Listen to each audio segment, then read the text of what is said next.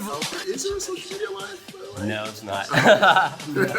no, this should be. Let's do it. Let's do make it. Right? Let's make it happen. Hey, y'all. So excited because I have a good friend of mine, CJ Johnson. He's going to share some insight on nano influencer marketing, brand endorsements, and all the things in between, right? Absolutely. So, CJ, why don't you just kick it off and share a little bit about who you are, what you've been up to, and then we'll dive in. Absolutely. Cool. Hi, everybody. My name is CJ. I am a branding consultant and a GQ insider. So what I do is I help brands from small startups and small businesses to Fortune 50 companies learn the art of storytelling and branding in the new age. As an influencer, I share what I'm learning here, and I take these tips, tricks, advice, and hacks and share them with fellow entrepreneurs, content creators, and people that are just aspiring to level up and find success. Yeah, I love that. So you're based out of LA, right? I'm based in Los Angeles. Okay, cool. How is the market patterns of like an LA area versus maybe Texas, but maybe New York? Yeah, absolutely. What are some big differences as relates to like influencer marketing? Absolutely. So Los Angeles is pretty much the influencer marketing hub. Everywhere you go, you're literally going to see people creating content. Right. If there's a cool spot, it doesn't matter what it looks like. It's almost like everything is like an activation. Los Angeles is just full. I love that. Everything is just full of like places to go film. Yeah. In New York, it's completely different. It's much more business oriented. People are much more matter of fact. They're much more intentional.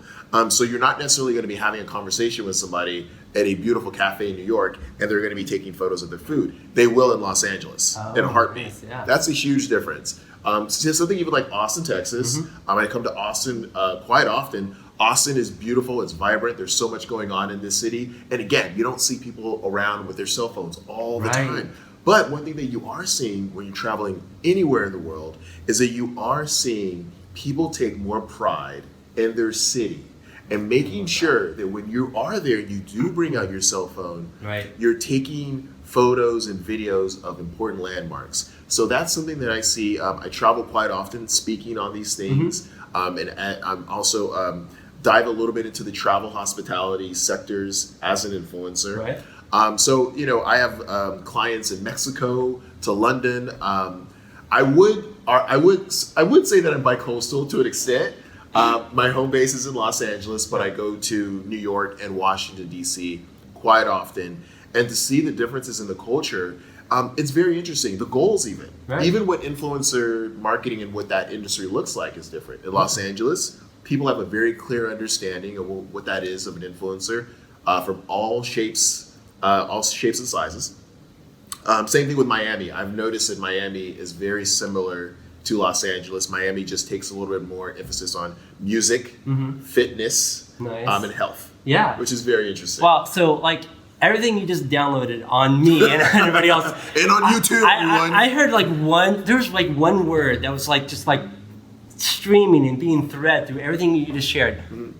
Keeping it authentic. Yes. Instead of like no matter where the geolocation that you're within, that whatever you're capturing, whatever that is, it's about a callback to your humanity, like a callback to keeping it authentic. Like you mentioned the landmarks and things like. So that's just like that's a legacy thing, right? That is a legacy. So it's not just posting. It's not just posting for like likes, shares and like ranking, but it's more about. Hey, this is important to me. It's also pretty cool. I want to share it and I want to give a kind of little like shout out to it. Right. So let's talk about that, which leads to my first question about keeping it authentic. So how important is like the art of storytelling in that journey between the content creator, right? So just the average person, and then the brand. And so, how do we keep that authenticity, but also maintain that storytelling journey? What's your POV on that? Wow, that's very interesting. I think that when people say authenticity when it comes to content creation, rather you are a brand or you're a consumer or a content creator, what everybody is basically saying is like, please cut the bullshit.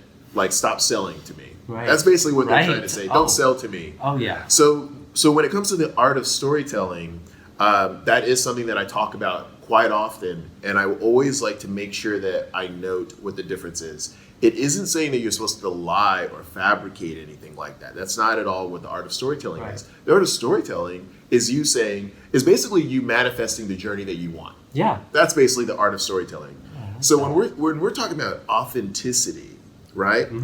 I'm not saying that I'm putting on a wig and I have a shtick and I'm like, hey everybody, this is CJ Johnson. No. Right. I'm being authentic by Right. saying hi, my name is CJ Johnson and I make a living consulting brands and being an influencer. What does that look like? I will let you know. Yeah. Now, as a content creators have a service that they are providing, and that is creating content. And you, as the viewer, the consumer, your expectations are here, and they keep rising. So that level of authenticity becomes a little bit difficult because if you're a content creator, you want to take pride in your work. So what do you want to do, definitely. right? You want to edit things, you want to shoot things, you want it to look beautiful, Right. you want it to look artistic, you want to take pride in your work. Absolutely. And that's being authentic. Yeah. That's being authentic. Oh, interesting. And also when we're talking about, look, creating content is hard. Yeah, it's it not is. easy. No, you're If right. it was easy, everybody would do You're it. right. And people do try to do it. And what happens? A lot of them are like, oh, this is so time consuming. Oh, Yeah. this is so draining, because it is draining. So if you understand what the story is, if you understand the art of storytelling, Right. and you plan ahead, for example, you're scheduling a post. I'm scheduling a post, I'm posting on Instagram stories, and then somebody says, oh, wow, you're in Austin, Texas, and I'm already in Los Angeles. Now, one could argue, well, aren't you lying to people? Or are you being authentic? No, I'm being authentic because that really did happen. And Yeah. by the way, this is my life. Yeah. My life is that I need to have some breathing Yeah, room exactly. and have things that are private for myself. And also for safety reasons, you should not know that I'm here Right. now because Got that. I'm not the same as. Yeah. And by the way, that has happened to me. I have literally been at cafes tagging by geolocation and had 2 or 3 random people show up and say, hey, I saw that you were here, and Yeah. here's my opportunity to meet you in man. person. You gotta be careful. And that's scary. I have Yeah. I have a 6-year-old daughter, and relationships that gets tricky. Yeah. So that is being authentic. Yeah, it's I being get authentic it. to my own life. I love what you said about the work, the ethic, the time that you're putting into it. So what really came to my mind when you shared that was the investment. It's understanding, as it relates to authenticity, knowing the value that you're putting into the investment, into the work of what you're producing. That is a quick callback to being authentic. Absolutely. Yeah. So that's great.